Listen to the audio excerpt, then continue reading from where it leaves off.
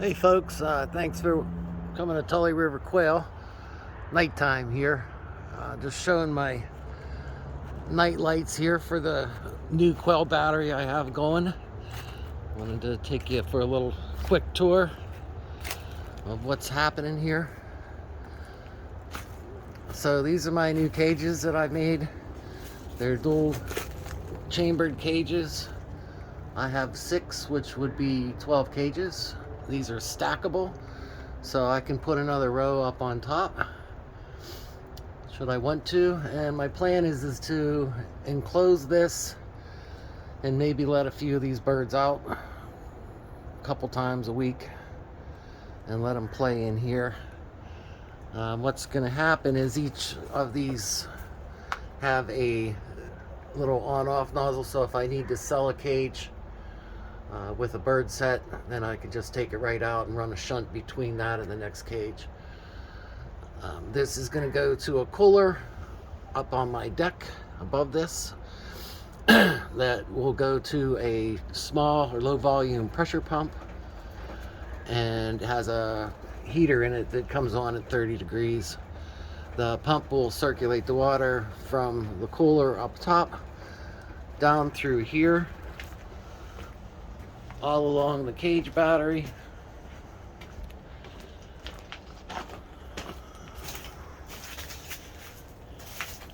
and then down to this Y, which I'm actually going to put a 3-way on this. So I'll leave the Y open and keep the spigot off, and that'll be my return. When I want to fill the bucket up, I'll shut off the incoming and just keep the return on and turn the spigot on. And then I have a float switch inside the top of the cooler, so that whenever that gets filled, it'll shut off, and then I'll just go ahead and shut the spigot off and open both valves again. So pretty cool. That's my return. That's gonna go underneath here, but there's my return. And then what I'm going to do is connect these two. The return line is going to go to 3 drinker tubes in this hutch. So I'll be able to water everything with winter watering, and should be pretty cool. I can't wait till my shop gets cleaned up. There's all my feed. There's some other guys waiting to get out of this little temporary cage I have. That's what I use for a brooder. There's a couple guys in quarantine. One got a pretty nasty cut on his head. I don't know if he was attacked or she was attacked. And then another guy's he's a bumblefoot dude that he just never developed. He's got a broken wing, he can't walk, but you know, I've been taking care of him.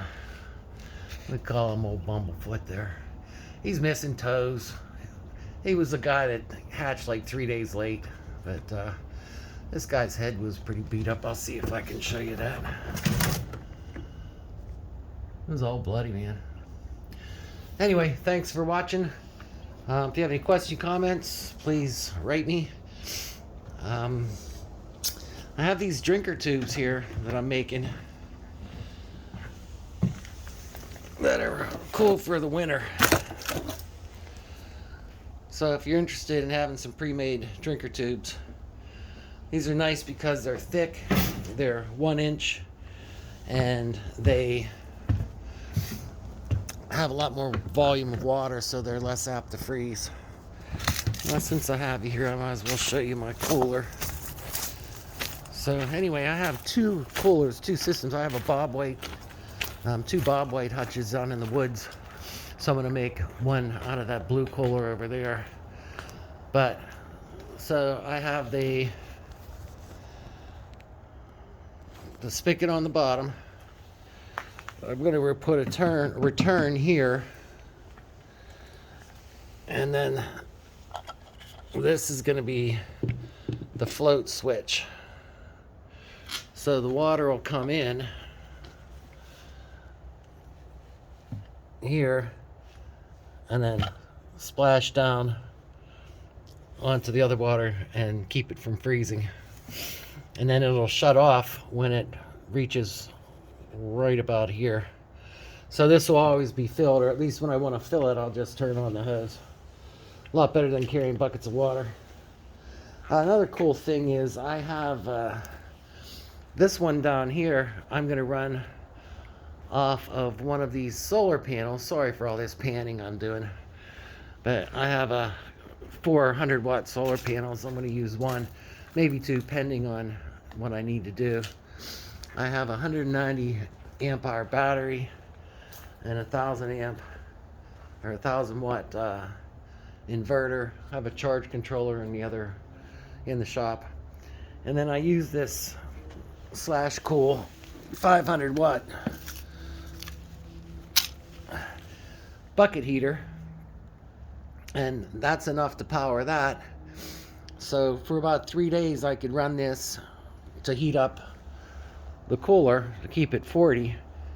And then I have the circulation pump, which is right here, that's going to go in line, and that is 12 volt, so that'll run just right off the solar.